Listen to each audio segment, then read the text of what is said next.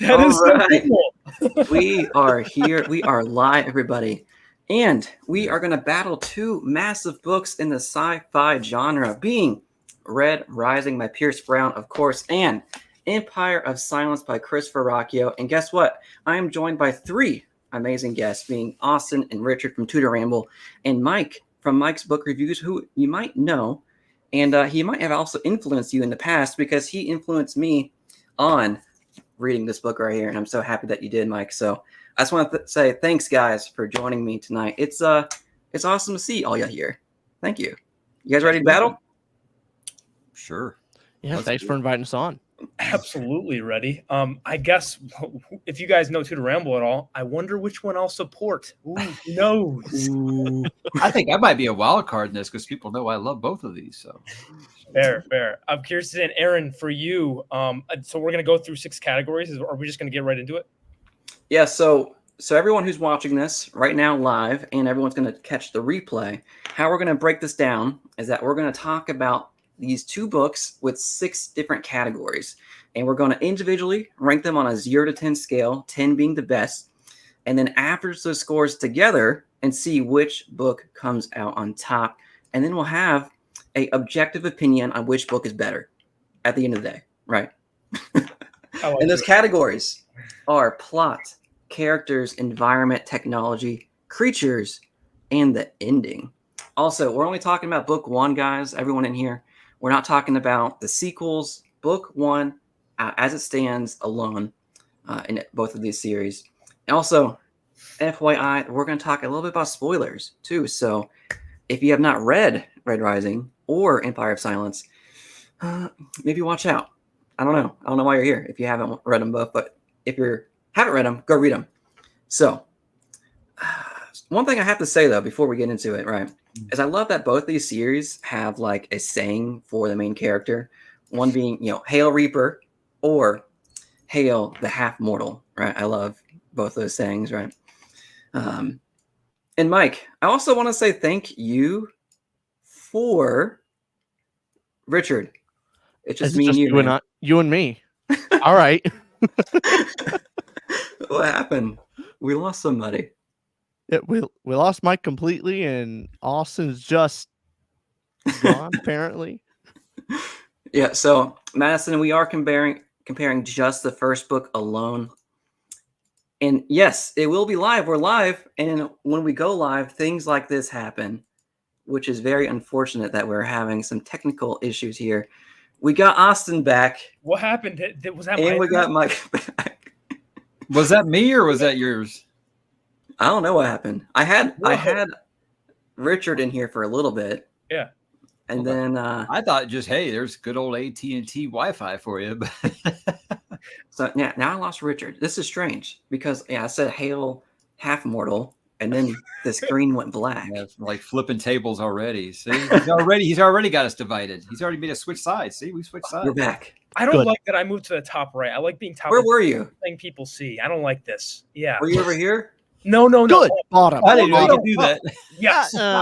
Put Rich down. Put Mike up. Well, come on. Let's okay. Don't you love live streams? It's just like you have all your technical glitches when it happens when it's live. Never when you're recording these, but when they're live. Yeah, always. Wow. Good time. All right, so maybe the trigger word is Half-Mortal. I won't say that anymore. That just proves that Hail Reaper is unstoppable. Yes. Right? I like that. And as I was saying, Mike, I wanted to say thank you again for getting me into the Empire of Silence book, the Sun Eater series. I really appreciate it. It was actually my dad who got me into Red Rising. For the longest time, he said, "You need to read that book. You're gonna love it." I was like, I don't know. There's a big wing on the front. I'm not really digging it. I'm not gonna like it. And then I read it. I was like, oh my god, you were right. Thank you, Dad. I'm just glad that more people are deciding to give it a shot because he's blowing up now, and I've been saying for 5 years now he deserves to be like a household name in the sci-fi community. It seems like he's getting there now, so I'm really happy for him. And if we're just judging covers, I think Empire of Silence does win for book 1 cover. I mean, it looks incredible. Yeah. But we'll give it that. One thing that's interesting too about these two books is that they're both told in the first person perspective. One, is past tense, one's present tense. So I thought that was pretty interesting. And also, whenever I watch, BookTube, these two books are always kind of compared to each other. Right? They're always like, if you read Red Rising, people are going to say, maybe you should check out Sun Eater. Or if you read Sun Eater, maybe you should check out Red Rising. I found that really interesting, is that the two books are pretty similar, but the way they read is so different, especially the prose, man. It's like this one's straight to the point. It tells you how Darrow is feeling. This one, we got some nice, very poetic prose. And it's just a different experience. So I'm really glad that I got you guys here today to talk about it and go through these 6 categories to see, which book comes out on top. And I think we can kind of segue into the very first category, which today is going to be the plot. The plot of both these books. And people might straight away say one of these books has a little bit more of a concrete plot, where one of them is a little bit more loose. You're just riding the wave a little bit in terms of what's happening. And the one I'm going to talk about first, I think, is Red Rising. Right. In terms of the plot here, our main character is Darrow, right? And we're following him. He's trying to infiltrate the ranks of the Golds because he suffered a tragic loss of someone he loved. And he tries to get into the mix of the Golds and enact justice and revenge, right? And getting inside the Gold. And to do that, he has to go through the trials, which I kind of felt like is a little bit like Hunger Games. A little bit in terms of the characters all being in these teams, and they're on this like island almost where they're fighting against each other, and whoever comes out on top is the winner, right? And that's kind of what my plot summary is for Red Rising, in terms of Darrow getting into the mix of the Golds, and then eventually, he is a red that becomes a gold. Red Rising, right? And did I miss anything huge? Any big plot details for Red Rising here? No, it's basically almost two, at least in my impression, is kind of like 2 plots going on. You're introduced, the introduction plot, Darrow infiltration, hey, everything you've known is a lie. Here we go. And you think, oh, we're going to do infiltration. We're rise the ranks, play the politics, Mission Impossible kind of style. And then it turns into Hunger Games. Yeah. And then that's the Hunger Games for the rest of the book. And then we go back to other stuff later on. But that's basically the 2 sections of the book. Yeah, and I totally agree with that. I see that. And for me, it felt more concrete in terms of an actual structure, in terms of what our goals are. I mean, in Empire of Silence, right, Hadrian Marlowe, our main boy, he's not very happy at the moment in the beginning of the story because he wants to become a scholiast. He wants to go learn and be like Tor Gibson, and he wants to learn more about, life outside of his home, his wealthy home. And he decides to run away from home. And something happens. He wakes up one day, dazed and confused, not in the plan that he was supposed to be at. And then he kind of wades through life for a couple years, eventually joins the Colosso. He has some battles. People recognize, this guy, he's a pretty good battler. Maybe we should bring him on and, bring him to our family. And then someone finds out, oh, this guy is actually royal blood. I should marry him to my daughter, right? And then he's like, I guess I'll allow you to go with Valka to this ancient alien ruins. And some stuff happens there, some psychedelic stuff. And at the same time, the alien race, Cielson, come crashing down. And then we have a big old frenzy. We get some really cool high matter action going on as well. And then eventually we learn about Vergosis, or however you guys want to say it, Vergosis. And he teams up and says, you know what? We should go find Vergosis. And that's kind of like my overarching huge summary of Empire of Silence. How did I do? Was that... You remember more than I do. I read it 5 years ago, so I remember. I remember the big moments. My wife's reading it right now, so she's helped me like jog loose some of the memories there. But yeah, it sounds pretty good to me. I think when we go that Red Rising is derivative of Hunger Games. I mean, elephant in the room. I feel like that Empire of Silence has a few derivative things that I think that some of us know and love or loathe as well. And, I don't feel like we should leave those out. I do love the book, but, there is some Dune in there. There is some Name of the Wind in there. There is some Gladiator in there, so I feel like it is a amalgamation of a lot of things that Christopher did love as well. So I want to point those out there just to be fair to both properties here. And I'll say that as someone who you can go back to my original review, like back in 2019, where I dragged Red Rising, and it was something that kind of grew on me over time. So, yeah, I definitely agree. There's some interesting stuff with this first book that calling Red Rising just Hunger Games in space is, it's flippant. It's more of it's a battle royale.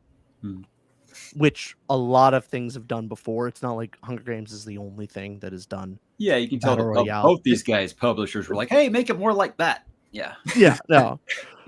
With Empire of Silence, though, I did see, I would say even more direct references to Dune than I would say Red Rising has direct references to Hunger Games. In many ways, I think it's more so connected to its predecessors than Red Rising is. Well, I know Red Rising personally; he's a very big Dune fan, so it's not hard to believe. Yes. Yeah, if you ask Pierce Brown, he says that Red Rising is like his version of Dune in a way. he was trying to go like he was inspired by Dune and why he's trying to write that. You see it more in the sequel books, I think. Yeah, you don't see it in book one very much. Whereas Empire of Silence seems way closer to Dune than Red Rising. Book one is. So, yeah, I totally see that.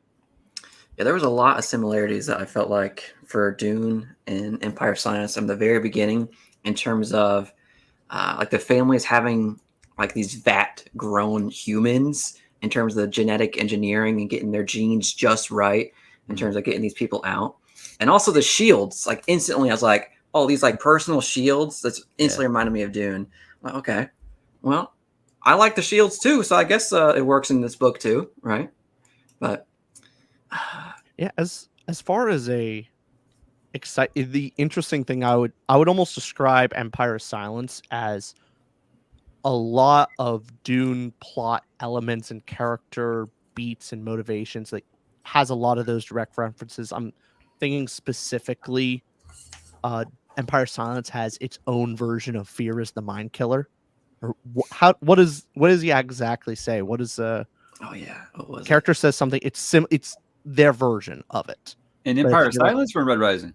Empire of Silence has a direct reference to fear is the mind killer, but it's fear is the last death or something. I know Pierce talks about the inner eye a lot, his inner eye. Tor Gibson always said it a lot. Tor Gibson. Yeah, it's the Tor Gibson. It sounds like something Tor Gibson would say. And Hadrian then also repeats himself in ad nauseum. All the time.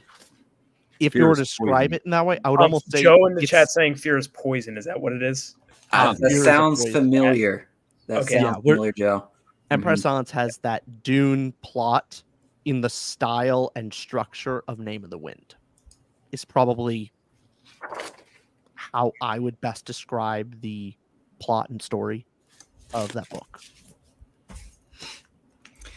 It's interesting. I was posting about this battle for like a week now, and some people comment instantly saying, okay, it's Red Rising versus the most boring book I've ever read in my entire life. I was like, that might be a hot take. It's so weird. The feedback I've gotten as I've been pushing that book for so long is either it's the most amazing thing I've ever read, or does this series pick up because it's glacially slow? And even my wife's been saying, this is really sloggy in the middle. So I mean, it's you're going to have different reactions. I think just kind of depending on what you're looking for. Mm-hmm. I think the middle part, like what your wife is saying, those years where he's with Kat. You guys remember Kat at all? Yeah. And he's on Emish with Kat for, it feels like, for a long time. And then you know that part where Gavoth is on the streets and homeless and wrong book. Sorry. They couldn't be more opposite in pacing. Where just Red Rising is chapter, you got to read the next, and Empire of Silence is okay. Let me build something for you. Let you trust me. I'm gonna pay off later. Because with Empire of Silence, even I did have funny something. And I talked to Christopher. He did tell me that the publisher made him put that in there because they wanted it to be more like Name of the Wind. Really? Wow. Yes. Really? The whole subplot with Cat, they made him add that. What?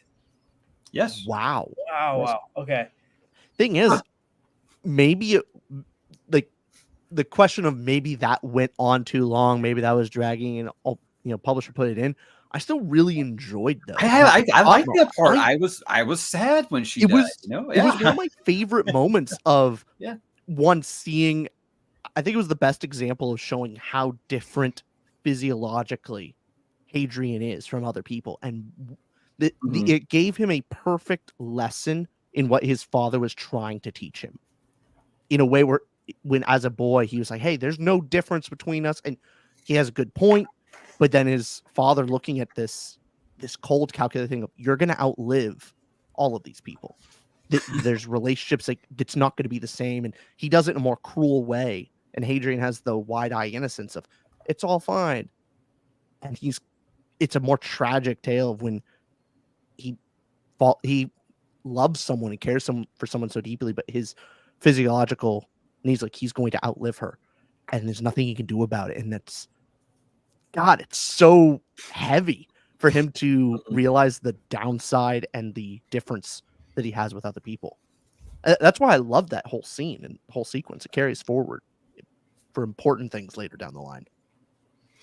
Yeah. He came up in a wealthy family, and that one point where he went outside for a couple days, and then he got, like, not even a couple days, a couple hours, and then he got ran over by a hover bike or something, and the bullies were beating him up, like, give me your money type of thing. He got that kind of real world aspect, smacked in his face, literally. And then when he's on Emesh with Cat, he learns, the world actually is kind of sucky. All right, this is not the best place in terms of what normal people that aren't genetically modified to live forever have to deal with. And I definitely see that being like a growing point for him. And what's really good about the series, I know we're only talking about book one, like, you feel that Hadrian is young and naive in book number one compared to the later books. But what's interesting is that in the plot, the very first couple of pages, it is Hadrian telling us as the readers that this is a story that has an ending. And I thought that was kind of interesting too, that we normally talk about is that we're talking about the plot, but there's also more that our main character is telling us too. That there's more in the story besides this book, which I thought was pretty interesting. Is that we're given the ending, but it's the journey before the destination, right? And this is the very first part of the journey. Yeah, spoiler. Here's the ending of the story on the first page. Yeah, that you might just convince me to like Empire of Silence actually as a book. That's a good point. It's a journey before destination. But that's a good point to make too. The first part where we get to see the flash forward of, hey, literally destroys an entire sun. I think the biggest plot thing for me in Empire of Silence is the promise set up is, boom, look at this event that happens, and now we're gonna go back and see how he gets there. Which for me, I know with all of you who have read on to book 2 and after that, which I will be doing. But since we're only talking book 1, I've only read book 1. I think that the coolest part of the book is the first chapter for me. I'm like, oh, I was so hooked with that hook. And then it was like, okay, naive, melodramatic kid. Gladiator stuff. Okay, I've seen Gladiator. Okay, he has the brother and the dad relationship. Okay, so it went from super cool to, okay. And the most interesting stuff for me was the Cielson and the world that was building around it, rather than this more tropey plot that I know Ruocchio gets better at in future books. But this one, I was down for that opening, and then it just petered. It petered. Whereas Red Rising, it rose. It dominated the page. Oh, okay. So that's my quick thoughts on the plot. Well, Austin, if you had to give a rating for Empire of Silence, 0 to 10 for the plots, what are you feeling like there? I'm feeling, so let me transfer with our rating system. I think it would come out to a 4 out of 10 for the plot. For which book? Empire of Silence. I would say, because if I'm saying 4, I would say that's 5 being average. I would say it's a below average plot. So I'm not saying like 7 dead. So 5 average, I would say 4. Okay. I can respect that. Now, what about Red Rising? 10. All right. 10 out of 10. I can appreciate that. And I'm not saying that for memes. That's my honest opinion. I swear.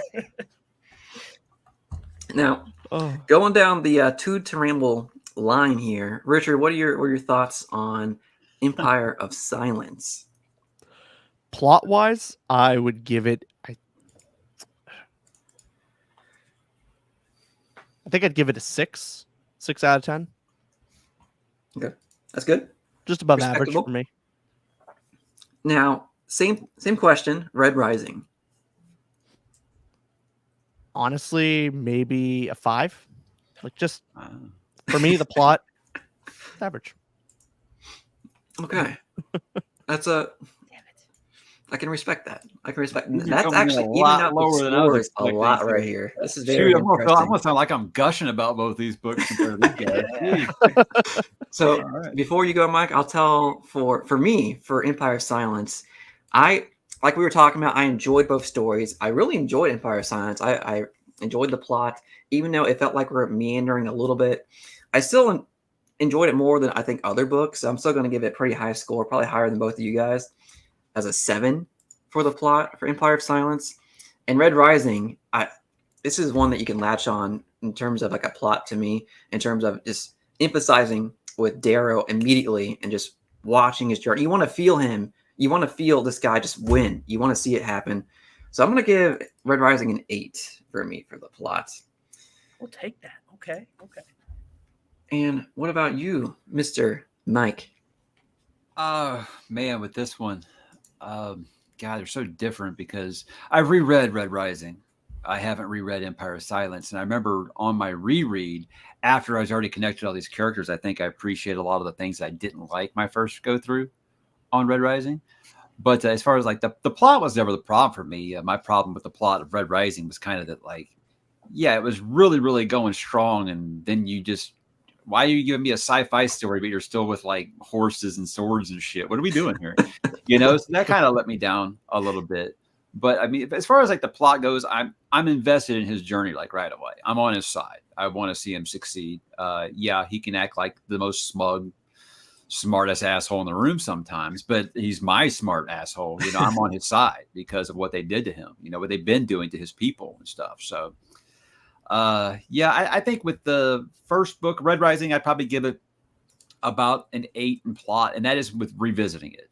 I think I really did really enjoy it. Whereas with Empire of Silence, I'm really there for the character study with that series, much more because there isn't a lot of plot, there isn't a lot of action, especially in that first book, outside of the arena parts. I don't know. It was not really a book that I say I'm going to because, oh my God, the plot's just so twisty and turny. Because that first book, I don't really feel like it is. So I'd probably say about a 6.5 on plot for Empire of Silence, but its strengths are elsewhere in that book. Put it that way. That's probably not the biggest strength for Empire of Silence. No, I'd agree with that. Yeah. Well, one thing too, Austin and Richard, is that you can do decimals. You can say 2.1 if you want. I forgot to tell you You're that. allowed? I do good. halves, man. Start getting all decimal. 9.3 is just so weird. I'll get specific. Here we go. We love using our decimals. He's going to give 10.5 to everything now. Thanks. And I want to show you guys. We got a whole spreadsheet going on here for our rankings here. So you can see we have a winner so far, but we still have 5 more categories to talk about. So it's going to be interesting to see how we proceed with the second category, which I think is going to be a lot of fun, is characters. Yeah. This one, there's a lot of good characters in freaking both books, right? Both books, again, is first person POV with Hadrian being Empire of Silence and Darrow, our main boy in Red Rising. But boyo, how can we not talk about Severo? Am I right? That's it. I mean, that character, man. Hey, I love Severo. He makes me laugh almost every single time he comes on the page. He's like just that immature nephew you have, but yet you can't help but laugh at him because he's so immature. Like he's like the type of like fart in his hand and throw it at you, that type. And I love that about him. It's Pierce writing his immaturities on page. I feel like he's just getting those things where, we'll always be a 12-year-old boy deep down because we still laugh at dick jokes and fart jokes and stuff.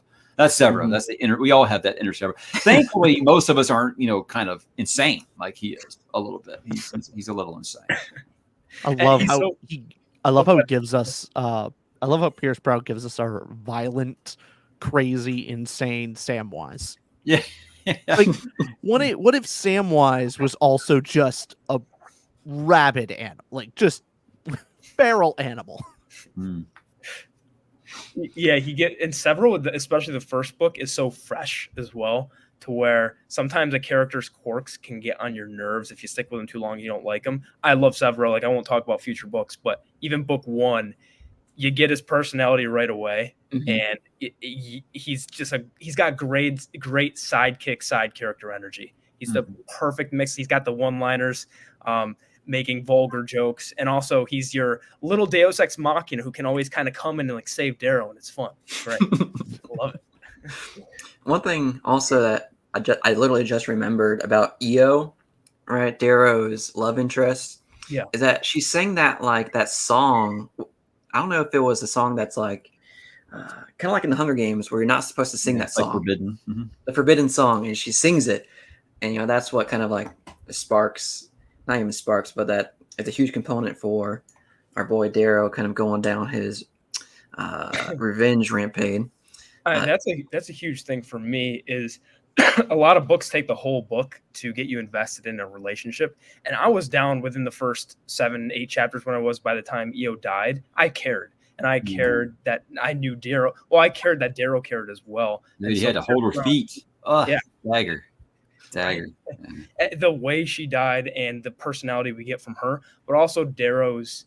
We know he's over infatuated with her in a way, and we know that he sees her as perfect, and we can see that from a 16-year-old boy, that love he has for her, how it affects him, and then right away you have to nail that, or else people can drop off and go, okay, that's the whole motivation for an uprising and you trying to become a gold. So if that doesn't land, the series doesn't. So just in that little bit, Io gets like a lot of character for the page time she gets. I love Io. So. Yeah, then she becomes like a whole icon too, in terms of like being on posters and spray painting everywhere. So yeah, she serves a huge point. But Mustang, not the horse, but Mustang the character, Virginia, was I thought was pretty interesting character as well. I'm not gonna lie to you, man. I don't feel like this is even a competition with this one. Red Rising's character is completely below. This is what makes the series so great for me. What about Gibson? Come on, Gibson. But besides Hadrian and Gibson and maybe Valka, okay. I mean, you're talking Cassius, who is my second favorite character. Is Victor in this first book? I don't think Victor's in the first book. No, she's not. Victor's not in the first book. I mean, you've got so many amazing characters that come out in this first book that I'm just like, I was so interested in all these characters like right away. Pax Al Telemanus gone too soon. Oh, yeah. I loved all the characters in this first book, like right away. Like when Darrow's locked in the thing and they have to do like the elimination, he basically has to kill Cassius, his little brother. I was broken, man. I was like, holy shit, how is he making me give a shit about these characters I've just met? I think that he did that really great. He developed all those side characters way, way better. And that's why, me, a character first reader, that's why I prefer Red Rising to just about every other series, because all those side characters matter and you're connected to all of them. But what about Crispin? Are you forgetting about Crispin here? This guy. I think Christopher forgot about Crispin after the first book. So I mean, you got Dancer, Quinn, Roque, Pax, like you mentioned. All these side characters that from book 1. Pax dies. He's not. We know. So this isn't a spoiler for future, but Pax is dead. Book 1, and still sticks in my mind all the way through to book 7. Like that. That's incredible. Oh, I forgot about this guy, Joe. Yeah, Switch. I forgot about Switch, to be honest. Switch thing is. Yeah. No, you guys are completely right with Empire of Silence. Like, there's some interesting characters, but I wouldn't say I'm really invested in quite literally any of them. Even Hadrian, for most of the book, I'm not on his side. I'm more like, he's kind of whiny. And then you start. That's the juxtaposition. That's why I don't get when people try to compare these series. Okay, one series you got the guy, he's poor, he's been a slave, his wife just got murdered, he's going to go get him. Whereas the other one, oh, my life, I hate being rich and spoiled. I got to get out of here. I'm going to the Toxie station to get some power converters whiny at first. So to me, it's like I'm on Hadrian's side, but not like I am with Darrow, where I'm ready to run through a wall for him. Oh yeah, but some of that stuff is interesting and fun. It's a fun look because you're on his side, and he's kind of an unreliable narrator in the sense of he talks a big game, but when it comes down to it, both these guys are unreliable narrators. True. But I just always loved it when Hadrian renounces his noble lineage. Like, no, I'm not a noble. I'm actually one of the people. And then as soon as things gets hard, he uses this noble lineage. He always tries to, he leans into it. And so he's kind of a hypocrite all the time. And it's makes him incredibly unlikable. He's like an activist. He wants all the good stuff, but he doesn't want to do anything but the hard stuff. The minute it comes to, we got to get rid of plastic. We got to do it. The minute Starbucks starts serving paper straws, no, I can't do it. No. Which so to my wife, it's like, I want equal pay, but I don't want to have to take out the trash. Yeah. No, the closest I came to really caring about the characters was the whole relationship between Kat and Hadrian. That whole relationship and what he went through, like, I actually really enjoyed Kat's character. I felt her death a lot and just how it affected Hadrian. And I love that character study. But other than that, yeah, most of the characters are just, it's not even close. It's right. I think that they're bad or anything like that. I just don't feel like I have any attachment to any of them in book one. I don't have any attachment. I mean, maybe Tor. Yeah. I like Tor right away, but yeah. They're a bit of caricatures, at least in the first book too, with like the parent figures, the brother, the rival brother. Like you can kind of typecast them really easily. Yeah, and I also remember just it was my same thing with. I'm not really spoiling anything other than chapter 1 of Name of the Wind, like first page stuff. But I'm comparing. I have the same problem of. Yeah, try to stay awake, everybody. You're talking about Name of the Wind. The exact same problem of a character that talks like, oh, this character is actually so badass and so great and like amazing and done all these crazy things, and then we get the character in the book and it's not even close to what is described and what he's done in the future, and it feels like such a letdown. Journey all I have with the first book of Empire of Silence is I think I went into it expecting to get the story about how he blew up the sun at the end of the first book, and that kind of surprised me because at the time I didn't know that we were going. I thought that it was going to be that, and then there was going to be what happened after that event. I had no idea that's what a whole series was going to kind of be about. So I think on a reread, I'd probably be expecting different things. But we already talked about plot. I'm sorry, I went back to that. You're fine. You're fine. So I think in terms of Mike, I'll start with you first. Yeah. Red Rising characters. What's your rating?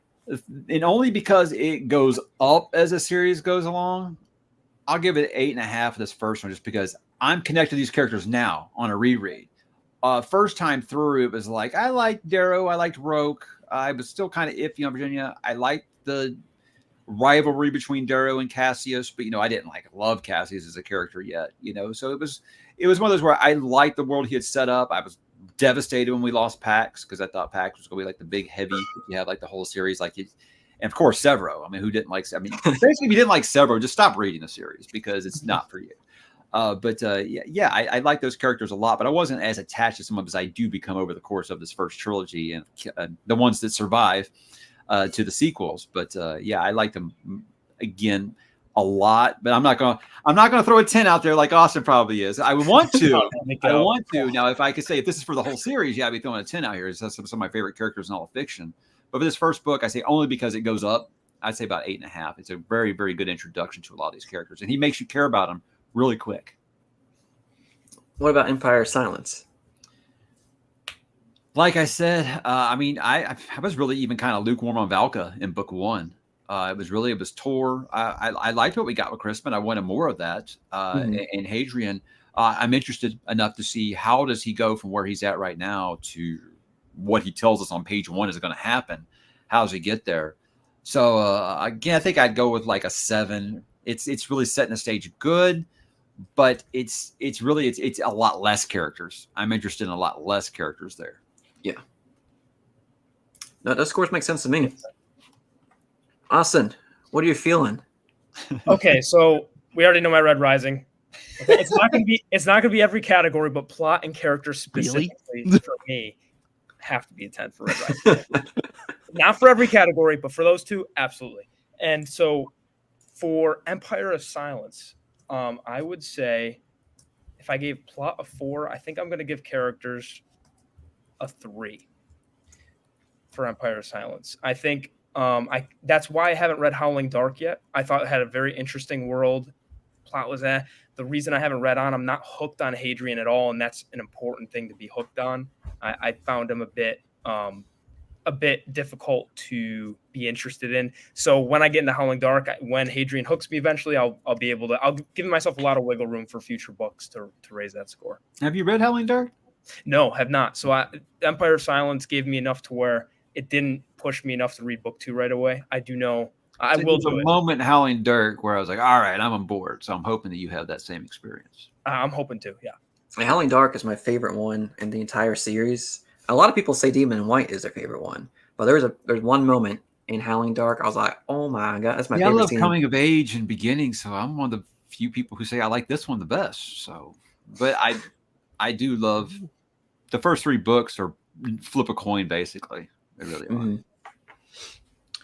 Richard, what's your thoughts for Red Rising first? It's hard not to talk spoilers for the rest of the series. Just It's incredibly difficult. Sorry, Richard, go ahead. For Red Rising characters, the fact that it's just the volume of characters that you care so deeply about. The only character for me that the character, or at least the character relationship that didn't quite click for me in this book alone was Mustang and Darrow. Agree. Didn't work for really, me. Really insta love, and I wasn't feeling it. Yeah. Exactly. Later on, yes, I enjoy the characters a lot more. But that's an important relationship in the role, so I'm not giving it like can't do it the 10. But I will say, I think because we're allowed to do decimals, 8.26. Oh, he's going 2 digits after. Okay. let's do that. 8.26. That's very specific. Now with Empire of Silence, straight volume, like across the board characters, at best, I'm not really attached to anyone. I'm interested by them. Mm. I think some of them are fascinating and interesting to look at and experience, and like I'm curious on how they'll develop. But that's not a strong emotional tie to them. I'd say it gets a lot better later on. So I guess I would just give it a 5.77. Repeating? 5.77 repeating. Wow. These scores are very interesting now in terms of totals. So you got to use your Excel spreadsheet here to its maximum. Yes. For me, Empire of Silence, I know some people, like we were talking about earlier, you either love Hadrian right away or you're kind of indifferent towards him. And I don't know, for whatever reason, I just enjoyed reading his inner monologue. I love the inner monologue of characters, which we do get that for Darrow as well. But I'm going to go, it's a classic 7. I'm going to mirror Mike and go a 7 for Empire of Silence. And also, Red Rising, there is like we were just talking about, a whole quantity of characters. We get a lot of them that we like, we don't like. Cassius was annoying but cool. Also, the Jackal. I don't think we talked about the Jackal. That guy. Oh God, one of the best villain scenes for me by far that I've read in books. Him cutting off of his hand, just dead-eyeing Darrow, and then just the reaction of Darrow going, "Oh crap, I need to kill him now. Oh no, this is not someone you let go." That cute bullshit got Pax killed too. Oh God, what a fantastic villain moment! And to me, though, I don't think he ever really topped that moment. That's the moment that lived for me for the rest of the series. Yeah, he's good, and he's a great villain throughout the whole thing. But still, that moment lives forever. And with that, I'm going with an 8. An 8 for Red Rising. Okay. So the scores, I'm not going to display them just yet because the teeter-totter is kind of it's not the same at the moment. But you know, I'm impressed. we have I more thought being awesome, we're going to be alone on an island here defending Red Rising. Mike, we got more allies. This is great. Next category, I feel it's going to be pretty interesting because it's environments, and usually with sci-fi, you might quickly think about a ton of different planets. You're going through the entire universe, the galaxy. You're seeing a ton of things. But we were talking about this earlier for the environment, right? The areas that we see on the page. I feel like for Red Rising, it's a little bit limited, where we see the mines underneath Mars. We go to the moon a little bit, and then we go to the Institute, where it's kind of like horses and swords and all that. And that's kind of what we see. I mean, we see maybe these kind of rich like palaces, kind of in terms of the golds. I don't know if we actually see that or not, but I felt like it was just limited in terms of the places that we see. But the Institute was kind of cool because there was like a snowy area a little bit, but I don't know. I felt kind of limited there in terms of what we got to see. And do what? What's the category? Environment. So what areas do we see on the page? So if we're not talking the world itself, the world building, we're just talking straight, hey, setting essentially. Yes. Got it. Okay. Just pure setting. With that being the case, because I think Red Rising's like world concept is a lot more interesting than the actual setting in book one. Where book one, the setting, like I would say the arena itself is just an arena. I can't really go like, oh, there's the different factions. I know where Ares is. I know where they are relative to each other. There's forests here. But other than that, you're just there for, I can't describe it that well. But I have an equal complaint too with. We need to get a map though. Yeah, we got a map. It's a great map. Yeah, that was super helpful when they were mentioned in place. I'll go back to that just to see where. But I would have a similar complaint with Empire of Silence, where a mesh, to me, we spent a lot of time in a mesh, and a mesh is like a memory in my head of like, okay, I don't have a huge picture for the bulk of time we spent there. So I think both books do environment like, I'll toss that out here if anybody agrees or disagrees. I think I would disagree if we were to compare Emesh to the arena. Emesh at least has a planet you can describe several different zones of activity. Like you've been with Hadrian when he was homeless on the streets and how the streets interact, and then the flooding that happens and how the homeless actually have to deal with it, how the interplay with the cops and the thieves work, that whole system. Then you go into the gladiators side of things. So now Hadrian's up a level in income and wealth. So now you get to see that side of things. Then you also get to see the uber rich and the leader of the whole planet. So you get to see the luxury side, the emissaries for people coming in, like Valka.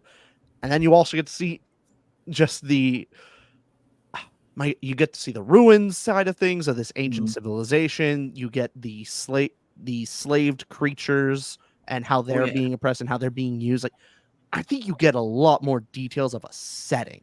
Like, you see a bunch of different aspects of this planet compared to generic foresty arena. But again, I think just on pure setting between the two, I think one has a clear winner. If we're to tie the whole world into it, then maybe it's a bit more close. Yeah, I don't think this one's close. Empire Side was far away. For me, look, I live right down the street basically from NASA. I'm excited about SpaceX coming here. I love space exploration. It's hard to beat space. And while Red Rising may get there as a series, it does not in this first book. It is like, hey, here's some patchy grass and some old castles and stuff. But hey, we're on Mars. That's pretty much what it is, where you can't beat planet hopping, space travel, and things like that. Do we get to see more? That we get to see at least 2, maybe 3 planets in the first book? 2. We get 2 planets, and you get the ruins, and you get the ruins, right? And the ruins. Yeah. So I think we also get more details of the space flight and on the spaceship. If you consider that a setting, we actually get him traveling, going through space, and how that functions. Yeah, and how time dilation works in space. That's stuff that I eat up. I love that, and I think that is definitely the world building is a strength of that series without a doubt. And like I said, I feel like Sun Eater does get there. Or I'm sorry, Red Rising does get there. Not so much in book 1. So to me, I feel like this one's a slam dunk for Empire of Silence, definitely. What would a slam dunk equate to in terms of a score? I mean, it's still minimal. It's not like we're, this isn't like what I'm reading right now is the darkness comes before, and it's like with information. It's nothing like that. But I do think it's setting the stage pretty good. And again, you have so much to play with when it's outer space, obviously. So I say I stick with a 7 because, again, I think because I know it does get better. But it's pretty strong, I think, for a book 1, definitely. Whereas with Red Rising, I'd probably give about 5.5 in this one because it's really. I mean, I like the Institutes, and I like to, where the story begins. But again, just being like, hey, here's some fields, have some fun, guys. To me, it didn't feel too different from the story could take place on Earth. I felt like at that point. Mm-hmm. Now, it felt very Earth-like a lot for Red Rising. Even when we were in the mines a little bit, the mines of Moria, when we were in there, it felt like something that's I've seen like maybe Silo. It reminded me of Silo a little bit in terms of wool, in terms of just being underneath ground and the people aren't having the best lives, they're oppressed. And we get to see the mines a little bit, and we get to see our hell diver, dive into the mines, which I thought was pretty cool. But besides that, I mean, like we just talked about it, we were on the moon, but I feel like we didn't get to see a lot of the moon besides the Institute. So for me, Red Rising, I'm going to say a 5 for the environment. And I really liked what was it called? Caligath, in terms of the ruins in Empire of Silence. Caligath, something like that, where all the ruins are. And we have that super crazy psychedelic trip where Hadrian gets sucked up in some void thing. I thought that was kind of cool a little bit. Add a little bit more of a mystery to the story. I'm gonna go 7 as well with what Mike said for Empire of Silence. So, Richard, what you thinking, man? If I'm just considering the setting, not the world, for Red Rising, I think I'd have to just give it like 4 out of 10. Like below average because of the arena. I think I was far more interested in the setting before it, and then I kind of felt let down with the arena itself, and it's the bulk of the book. Mm-hmm. For Empire of Silence, I was kind of down for the entire setting from every single step. Of you get, Hadrian's home planet, then you get the setting of the spaceships. We get to see how all that works.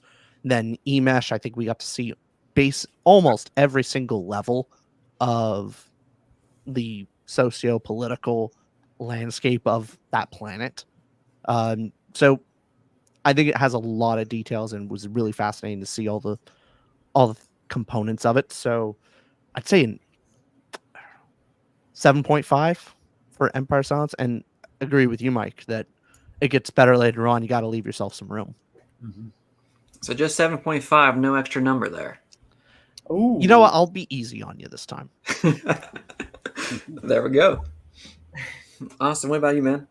So with Red Rising, can't count the razors, can't count how much I love the color system. So I will agree, setting-wise, just environment, I think I'd go dead 5. Right in the middle because the arena's disappointing. However, the mines and the Institute itself have enough for me to go like, oh, that was cool. So just completely average. For Empire of Silence, this is a tough one. So I know there's a lot there. I still, for the life of me, can't envision a mesh. I know there's things, and I know he explored different areas socioeconomically. I still can't picture it for some reason. I know I like the things in Empire of Silence, such as Cielson and the ruins and the mystery behind that. More of the what is this building up to the grander scheme? But setting wise, I would also I'll give it 5.1 because it is better than Red Rising. So I'll give 5.1. All right, it's 0.1 better than Red Rising. 0.1. It's the only way we can get something out of you that's Empire of Silence is better than Red Rising. Ever so slightly. Hey, Aaron, could you lower that to the 5.05, please? Got it. Thank you. That really adjusted the score, man.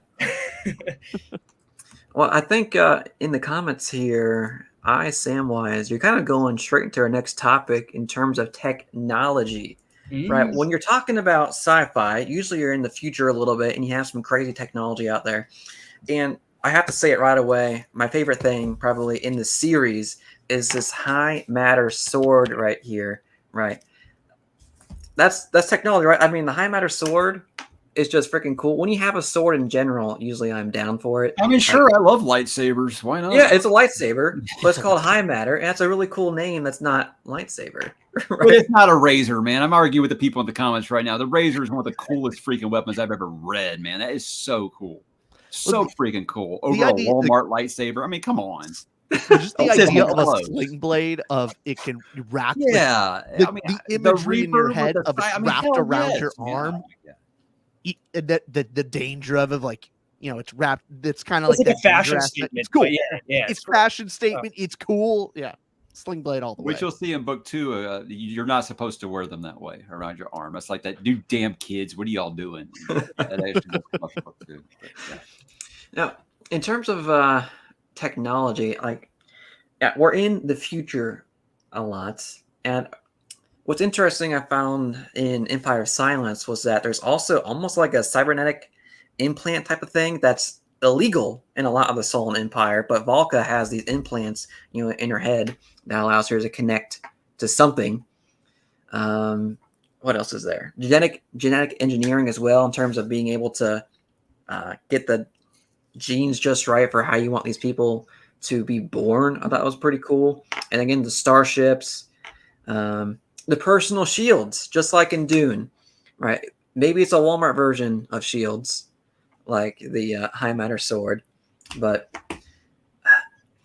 technology. Anything else? Right. We got pulse armor, we got grav boots, we got the razors. I mean, there's so much stuff that we have no idea what the hell it is. You know, because he uses that. What do they call it? Camel case, where you put like the capital letter and you put the words together in the middle. I didn't know what half those things were, but they all sounded awesome. The grav boots, man. I almost want to say that the difference between Red Rising and Empire of Silence, it's not even fair to call it technology in Red Rising's case. It's almost magic. It's just science is just magic that works, baby. I know, but it feels just like the sling blade, cool, but also just all right, cool sling blade. It's a lightsaber that does the things, and grav boots. It just boing, and we go. And just how does the spaceships work? It's just we got space, baby. It's that low level sci-fi. Just stuff is cool. Cool name, we go what it all is. It's just technology. Deal with it. Empire of Silence. I think if we're just going like technology level, I think Empire of Silence has to have the edge with the details it goes into it. Even the high matter sword, just the details on how they break down of what can it cut, why can it do this. I know it's basically just a lightsaber, but specifically how it's described and the visualization of it makes sense by its technology. And I think a little bit more, and it integrates really well into the world and how, hey, look, this is what it actually can cut into. This is what it can't. This is why starships are made of this. This is why it's not made of that. I think technology-wise, it's just well built together with Empire of Silence. I would disagree. Go ahead. Yeah. So, Aaron, I wanted to hear you on this because you're the most middle. You seem like you're kind of moderating this heated argument right now. Where are you on the technology scale? So, when I was trying to recap myself on both of these books, I was having a little bit of a struggle to remember technology in this book because all I thought about was the Institute. And all I thought about with this was, high matter swords. Ooh, cool sword that glows. So cool sword, bro. So that's what I was thinking. I didn't even remember the razor. I don't even know what that is. What's the razor? Stylistic. If we're just comparing the razor and high matter sword, it's not even close. The idea of the hell divers have these sling blades and the razor. The idea that. Oh, if it could be like if you take your whip, you can turn your whip into a sword, basically. Oh, yeah. Okay. Sling around, and you're supposed to cut off your own arm if a one of the fancy snakes bites you, and it's That's hilarious. Okay, that's actually really funny. Which I won't talk about, but it's really funny about that thing that severs things off, right? Like you can sever hands and stuff. The Yeah, but sling you're blade. supposed to, it's more fun to do it to your opponent, but yeah. Yeah. Okay. Yep. That's hilarious. the That's pretty Reds cool. do it to themselves. The Golds do it to other Yeah, people. pit vipers. If a pit viper gets onto you, it's better to just go ahead and cut off that limb than let a pit viper get a hold of you. Yeah. I also Unless thought it was if you're Red Jesus, then it just makes you stronger. That's it, man. Yeah. For me, like I said, it's not close. Look, it's the same complaint that I had with the explaining how Stormlight works in Rhythm of War in Brandon Sanderson's books. It's just like I don't need to know how the magic works sometimes. So yeah, is Christopher great at explaining his technology? Yeah. Look, I love lightsabers. I've been a Star Wars fan since I was old enough to breathe, basically, and I love shields. I mean, Dune's my favorite book ever, obviously. But the creativity that went into some of the stuff in Red Rising, just to make these human characters almost seem godlike at times, was just such a neat idea. And even if I don't even understand what half of it is, it all sounded really cool. And to me alone, a razor is just like one of the best weapons I've ever read in literature, man. I've never seen anything that cool. And the fact that it's like chemical based, that way, like an EMP can't mess with it or anything. It's just such a neat idea. I love it. So yeah, it's not. That's so great. It went into that much detail about the razor. Like I don't that know. That might actually be in a later book. So okay. Sorry about that. Yeah, I don't know. I completely blanked on the razor. That's crazy. That too, yeah. The razor is the coolest thing ever, and I like. What Brian say? I never fully understood the razor, but I was like, yeah, undeniably. So yeah, sometimes I'm like, is it a whip? Is it a sword? It's both. Yeah. And things like the grav boots, it's like, hey, boots, but that can push you in the air. So I know that's not any crazy technology, but I like this is more plot. I like the usage of it that just knocks out Fitchner and goes, oh, why don't I just attack all the sponsors? Yeah. Like, why don't I just do that now? Let's go break the game. Yeah. Yeah. The usage of the technology is also awesome. So I'd much rather watch a razor fight than, honestly, razors are better than lightsabers. I'll say it. Razors are sick. I'd agree. Let's see. Richard, score wise, Red Rising, technology. Cool factor alone gets it up to a 6.8. But everything else about it is, I'm going to disagree with you, Mike. I want those details. I want that for my sci-fi. I want, how does it all connect to each other? How are you traveling through space? Are you going faster than light? Are you warping? Are you having to go into cryogenic fugue? How does the high matter sword work? How does that function? Do you the genetic system of how do we have these? How do you have these noble borns and they survive thousands of years? The caste system, everything about it. I love the caste system with the golds, but the details on what we get with Empire Silence alone on how the genetic manipulation works, for me, blows it out of the water. So I would give Empire Silence technology a 9. Ooh, 9. Here we go. I love me those details. Austin, is it an instant 10? No, not an instant 10. It's I think it's an 11, isn't it? I think, can you break 10? Yeah. I think I'm going Red Rising technology alone. I'll say 8.75. I think super cool stuff. And the reason I love Red Rising's world is partly because of how cool the weapons are, but then a lot of the color system. So not keeping that out, I'll say 8.75 for Red Rising. For Empire of Silence, I'll say a solid 5. I think it's the thing with Empire of Silence is I don't think it does anything crazily different than other sci-fi stories out there as far as how the genetics work or how cryo sleep works. It's like I've seen those concepts before too. The cool thing I think is the world of Empire of Silence with the CL. Again, Cielsen's the cool thing. Technology was just like it was there. So I'll say 5. That's a good score. Respectable. Okay. Mike? No, you don't have to lie. It's fine. I think if you're like Richard and you like those kind of details and stuff, I've just always been the type, like I said, I grew up reading Tolkien. Why could Gandalf do magic? Because he was a fucking wizard. I don't need to know how he can do it. And I know the Sanderson fans love stuff like that. They want the magic to be like a character. Same with sci-fi nerds. They want the technology to be a character. I don't need to know about how this thing was created. I just think, hey, that's really awesome. I don't need to know what a lightsaber can and cannot cut through. It just can probably cut through just about most things. I'm good with that. And if you down the line, you come up with things that kind of compete, so you're not overpowered. I appreciate stuff like that. But I mean, obviously, I do like several of these things. You bringing up the genetics, if we're going to bring that up in technology, yeah, that's a really awesome thing. That is a really, really neat idea. And I was down for that. So I'd say 7.5 for Empire Silence on the tech.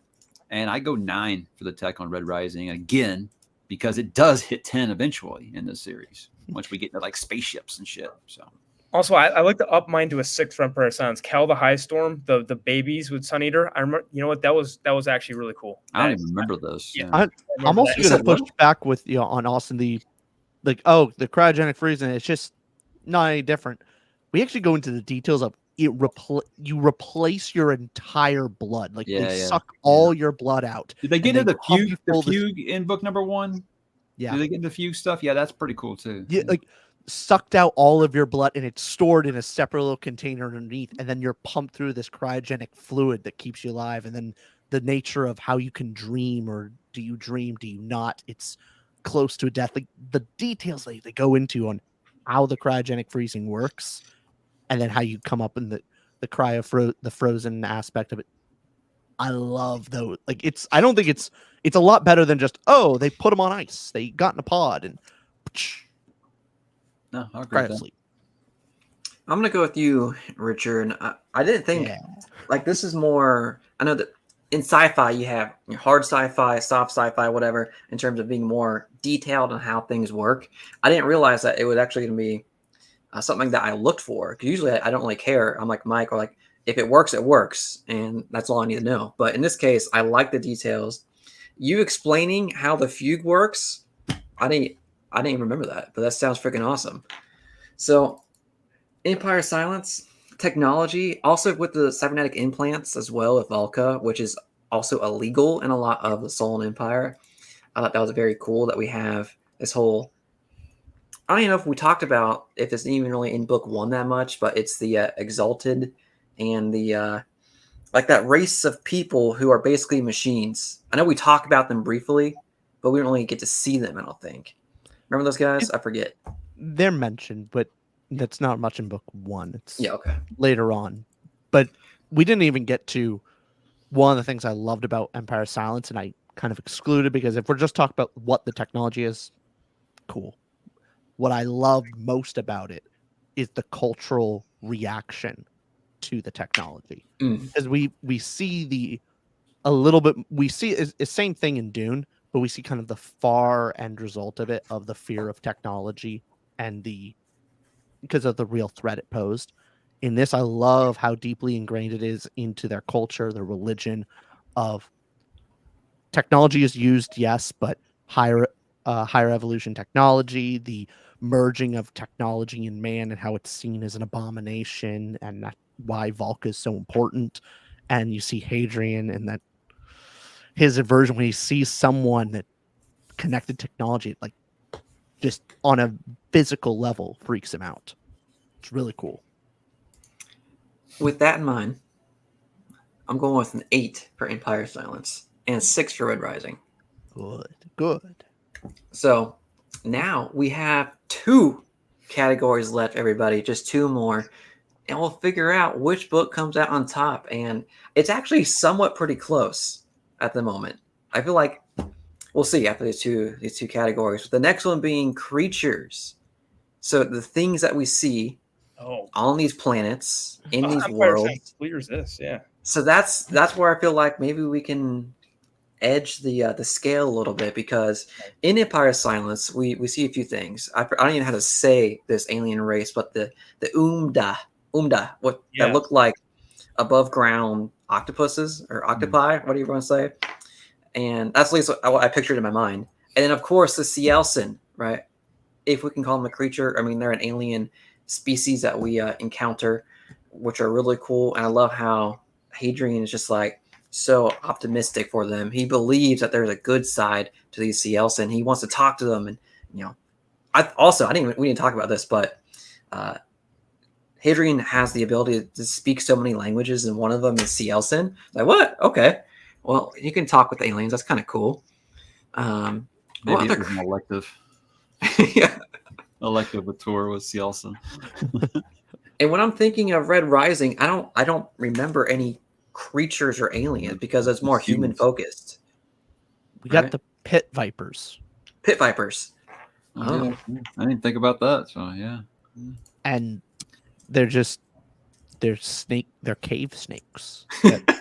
You also have Severo. He could be a creature. Ooh. He's kind of do the howlers count, or like the horse that he jumps out of, the dead horse that he jumps out of? Does that count as a creature? Mm-hmm. Yeah, no, it's not even close. The Elson are amazing. Knowing Christopher and having many discussions with him, knowing that he is a big Lovecraft fan, it's very clear he's into the Eldritch vibes. Totally with both of these species we're talking about. I forget what you just said what the other one was called, but everything's real tentacly. Yes, he loves tentacles, and the Cielson are just awesome. I mean, awesome villains.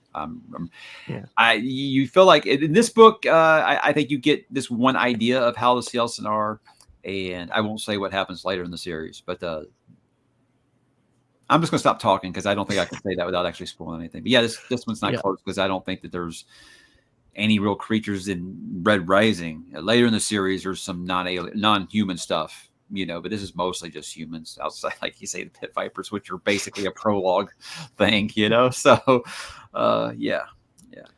I want to defend Red Rising a little bit and throw an olive branch over to the left side of the screen here.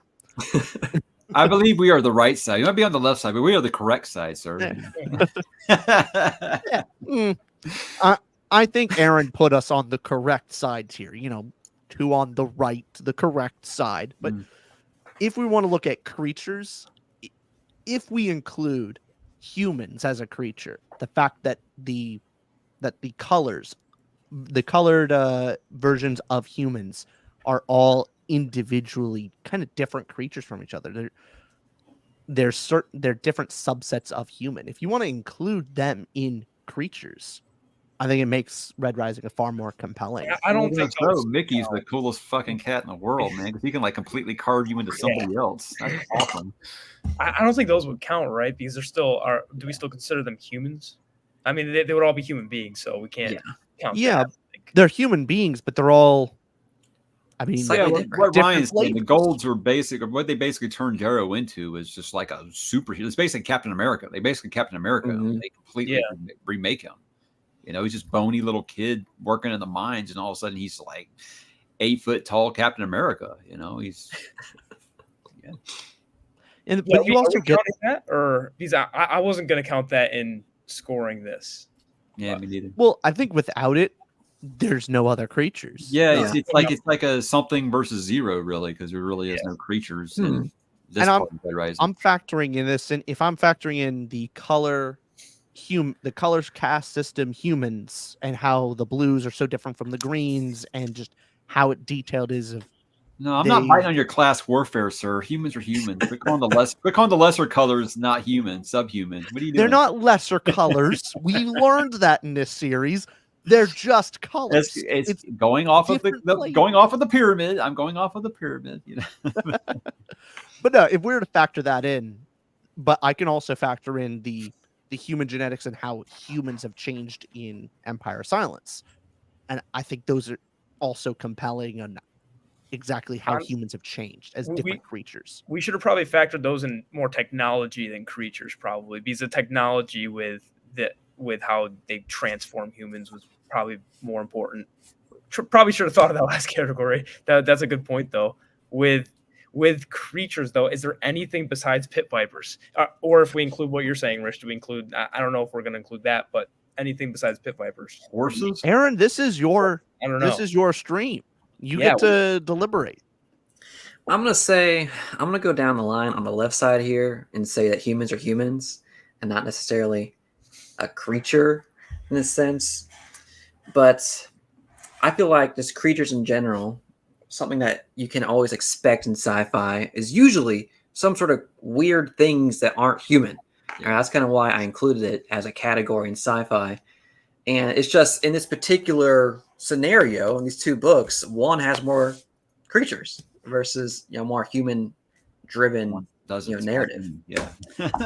Or maybe I put it in here strategically so that Empire of Well, Silence. stack of the deck in our favor. Stacking the Correct. deck. Good. All right. Good job, Aaron. So if you had to give a score, books who have the name Hadrian in it. Oh, I wonder what Red Rising gets. Yeah. So gut score here, right? Austin, what's your gut score for creatures? So for Red Rising, I guess a 1. I'll give it a 1. Pit Vipers are cool. that gets at the point for me. And Empire of Silence, I'll give a very, very reluctant, highly, highly reluctant 10. Wow. Good. Whoa. Yeah. It's the one thing I loved about Empire of Silence was learning more about the Cielson and the Umesh, or I don't know the name, the U name, the Umesh. No. What's the name of those creatures? The Ameshi Umda. creatures. The Ameshi. Yeah. Those were also super cool. So, yeah, I loved it. Richard, what's your thoughts? Are you an instant 10 over here? No, actually, that's a surprising score to me. Creatures wise, though, I think I'd give it an 8.5 for Empire of Silence, and I guess a 1 for Red Rising, because We agree on something. Wow. I mean, give me any other creature. If I'm not allowed to include humans as an animal, then I guess that's what we have to do. Yeah. And for me, I mean, the Cielson alone, I feel like are a awesome creature that we got to explore in book number 1, and we got this actually speak with them through our main character, talking to them and learning them a little bit about their culture, and this Hadrian desperately trying to understand them and what their desires are, and trying to make peace. I love that whole aspect of it. So I'm gonna give Empire of Silence, I'm gonna say an 8. Because, in other sci-fi books, I've seen some crazier creatures that just went, mind-blowing to me, which, we do get some crazy stuff later on in the series. Just in book 1, we had a couple of encounters. And then Red Rising, I'm going to get a little bit more than a 1. I'm going to say a 2, just to, go a little bit above there. You really above like a the 1. Vipers. They really did it for you. And Mike, last but not least, creatures over here. I mean, I feel like with this is an incomplete, really, because how can I give it any score when there isn't any? So I guess I gotta stick with 1 like everyone else, because what else the hell is there? There's nothing. I can't really give it points for what comes in the future. Since we're talking about book 1, but Empire of Silence, I'm still only gonna go like a 7, because the Cielson are cool, but we see one of them. It's not like we got to see like a whole armada or something. A few of them, different kinds. Did we see 2 of them? With Elemis, he was fighting a bunch of them in the ancient ruins. Yeah, no, it's cool. It's cool. But again, I think what I keep going back to is where the series will go in the future. I think that's what's kind of holding me back a little bit. But as far as first impressions go, it was a really good one. Really, really good one. I should clarify with my 10s. That doesn't mean perfect. It just means wow, it really wowed. No, sure. I feel like we got to be giving out some more high praises to these things. That's all I'm saying. That's Well, this is very interesting. The scores have dramatically changed, and this is very interesting to see. So, last category, guys. This is the last one. The ending of both of these books, not the series, the actual book themselves. So, the ending of Empire of Silence and Red Rising. So, I feel like in the ending, right, when Darrow finally comes out on top and he accepts to become basically the son of Augustus, what was his last name? He joins his name was Nero Augustus. That is his last name. Yeah. So he joins him. He says, "All right, yeah, I'll do it. I'll be with you," and not kill him right then and there. He joins them because he wants to infiltrate the ranks of the gold even more. I felt like it was a satisfying ending, because 1, we got to see the end of the whole tournament thing, the whole institute thing. And we got to see our main boy kind of think with his mind and not just act and just kill him outright. And he's thinking, more long term. So I enjoyed that. I enjoyed the ending, and it sets it up for books, the later series. And I enjoyed it. Empire of Silence, the ending for this one was quite interesting because we get to see a few different things. One was I think you got to go. You got to go. All right. The quiet and that whole thing that we got to see in that whole psychedelic trip that he goes on. He's like, "What the heck is happening?" He's telling Valka what's going on. Look, he's bringing out the book. Over. Oh yeah, I was just bringing it out to read, to rejog the ending of the. Oh, there we go. And then what happened? Also, we get to our scene where our boy Hadrian basically has a whole fight scene where he's stealing the alien, bring it to his own ship so that he can go to Orgosis and find Orgosis to basically talk and learn more about the alien, the Cielson race. That sound right for the ending? Basically got it. Yeah. There we go. Nice. So, what's your guys' thoughts on the ending in terms of, did it satisfy you in terms of a book one, like completion, or were you thinking, oh, come on, that's not a good ending, or you want more right away? Can we include the end of Act 3 here, or are we just focusing on more last scenes? So the whole ending of Act 3, I think that can be included. Okay, I would even say for Red Rising, the conclusion for Darrow's character being to learn about leadership, so he gets his character arc in the end, but also for me, that Jackal moment is in the end, and we get a couple big twists and turns with finding out Virginia is the Jackal's sister, which some people don't like because it's a bit tropey with the whole odds. You're actually siblings, you're actually related.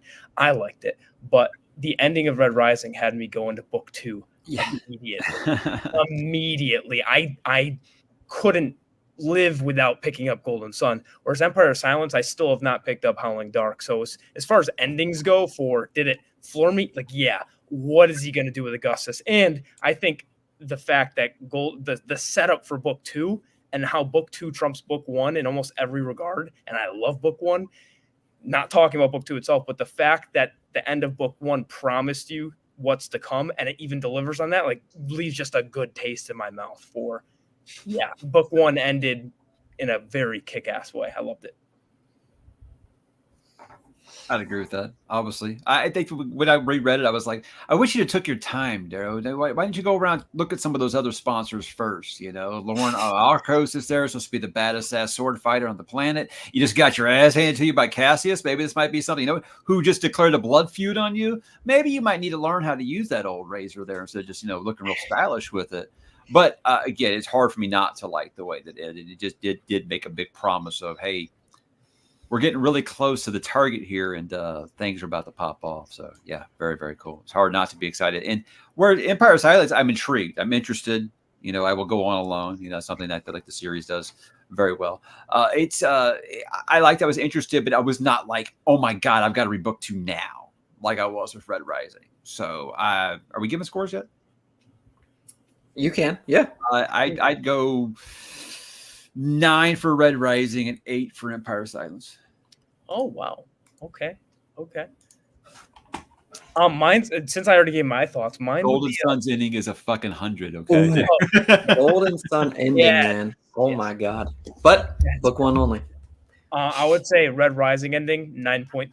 9.55. Let's give it 9.55. And then for Empire of Silence, a solid confident 3. Confident 3. I have I have to give it low enough to where I still have not picked up book 2. So that's more. So did it actually hook me into reading on? No, it didn't. So I respect that. Okay. I'm actually surprised it didn't hook you to read book number 2 yet. Very interesting. Yeah, not yet. Richard, what about you, man? I felt like it was a good foundation, and I was interested. Not like just, oh my god, I won't be able to focus on my next book because I've got to read this book 2 now. I didn't have that feeling like I did with Red Rising. Yeah, I'm kind of in the same boat here. I would probably give Empire of Silence. If we're just comparing within the book, I liked how the ending was a big step up from the rest of the book, where it really picked up a pace, added a ton of mystery elements. That there's just so much intrigue that continued on in the ending compared to the rest of the book. So I liked the ending quite a bit, but I'm in agreement with both of you that it didn't make me like, oh, I need to read the next book. So I think I'd give it 6.78. Ooh. So Empire of Silence. for Empire of Silence. Okay. And with Red Rising, I had to read the next book. I think I read the entire trilogy like back to back. Like I didn't stop, but because I know it gets better, the ending, I'll give it that just a solid 8.5. Wow. These scores are crazy. I wish I did not go last now because I feel like we are this close. This is insane. Okay. The ending, like we were just talking about in terms of, does the ending make you want to read the next book right away? For me, I was still very intrigued with Empire of Silence. I wanted to see what the first page promised in terms of how is this sun going to be eaten, right? I wanted to see how it's going to happen. And I wanted to see this very mysterious planet called Ruocchio. And I just love that name, by the way, Ruocchio. I really wanted to see what that entailed. So I really wanted to read the next book and see more of the Walmart lightsaber. I wanted more of that. Okay. Red Rising, of course, it had a fantastic ending that got you pumped up for book number 2. And if we were talking about book number 2, that ending, oh my God. However, if we're talking book 2 endings, I think for both of the series, I think it's kind of hard. I think it's almost hard to compare them. All right, this is going to be interesting here. I say that just as encouragement to Austin. Please read. I appreciate it. Yeah. That's all. That's all I'm putting out there. Book number 2, Howling Dark, is my favorite Sun Eater book in the entire Golden series. Sun is my favorite Red Rising book. So yeah. I think while I say the Empire of Silence is my favorite one I read, just because I do like the coming of age. I do like that journey. That's always something that I'm going to be partial to. Fellowship of the Ring is my favorite Lord of the Rings book. I like beginnings, so that's why I go there. But I will acknowledge that those books get better as they go along. I just prefer Empire of Silence. It's like my comfort one, I think. I'm just dumb like that, guys. I have weird quirks. You should know that by now. Yeah, you like the worst book of the series. It's, everyone has their thing. What's the worst book of the series? Empire of Silence? Yeah. No, that's Ashes of Man. Ooh. Well, to be fair, I haven't finished the whole series. Of the 3 books I've read, it's the worst of the 3. So I'm going to give Empire of Silence the ending a 7. I enjoyed it. I wanted to read more. But I did feel more of that gut feeling of wanting to read book number 2 in Red Rising. So I'm going to give it an 8, which is a solid 8. So now we have our final scores here. And it's very interesting. So I'm going to share them right here, okay? On the screen. Oh boy. Maybe a little bit of a drum roll. And Empire of Silence. So you had to stack a complete category to make it. It's still that close. Goodness! Wow. Look at creatures. We have 1, 2. Dude, Red Rising was probably running away with it before that. Wow. It had to be dominant. If I were to get rid of creatures, it's still kind of close-ish. But yeah, the creatures category. No, that's not true, Ryan. Here's what I'm going to say straight up. I prefer Red Rising as a series to Sun Eater because of the character work. I do think that book 1 of Sun Eater is better than book 1 of Red Rising. So no, that's definitely not how I feel. That it's wrong because my team didn't win. No. Actually, the only category Empire of Silence won was creatures. Every other one was either tied or Red Rising won. But the difference between the creatures on Empire of Silence to Red Rising was like a 1.3 average. Versus Environment also won in Empire. Oh, Silence. yeah, Oh, it right. did. It did. Yeah. So environment and creatures won, whereas we have plot. Well, maybe if someone wasn't so willy-nilly with their tens, it probably wouldn't have been as close. Yeah, did I say 10 for that creatures on Empire of Silence? Did I say that? Yeah. Yeah. How can I lower that to get Red Rising higher? Let's see. Even I didn't give it a 10. What wow. I'm saying is, You are a little liberal with those 10s. I hope people will quit comparing these series because I don't feel like they're. Besides the fact that look, both these authors love to read like some Plutarch and shit like that. They both love Roman mythology, clearly, all that stuff, Roman history, Byzantine Empire, that stuff they're really into. I don't feel like the series are even close to the same thing. One is nonstop action, one is slow burn. Yes. Yeah, they both have outer space. I mean, they're both, first person narrative. They're both maybe unreliable narrator. I just don't know why people feel like they've got it. I want every Red Rising video put up. First comments got to be like, "Oh, Sun Eater greater than Red Rising," and same vice versa. I get it in the other way around too. I don't know why this has to be a thing. They're both amazing series for different reasons. Just read them. Okay, read the books. Read both of them. I love both series. I think people see that that Roman inspired, like Empire of Silence, Will of the Many, Red Rising, and people can compare them. Like, oh, look at the similar features in where the authors were inspired. But other than that, yeah, totally different paces and stories. I mean, they're completely different stories, but with it's an easy thing to see on the surface level of Roman space sci-fi. Yeah, fair enough. There's not too many of those. And both first person, both recommended by Mike. So I mean,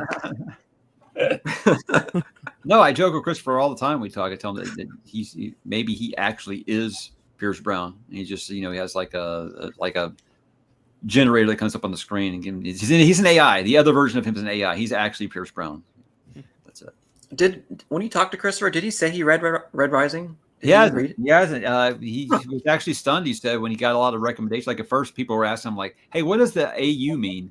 And he was like, "What the fuck is going on? What are you talking about?" He had no idea that people thought that they'd actually gotten Red Rising confused with this series. So he said that he didn't. I've told him I want him to read it, and he said, "Well, let me finish writing my series first, and then I'll read it." So I think he's going to, and I think he'll enjoy it because like me, he loves some Star Wars, but we'll see. Awesome. I just want to get the two of them together to talk because I think that would be That would be interesting. Yeah.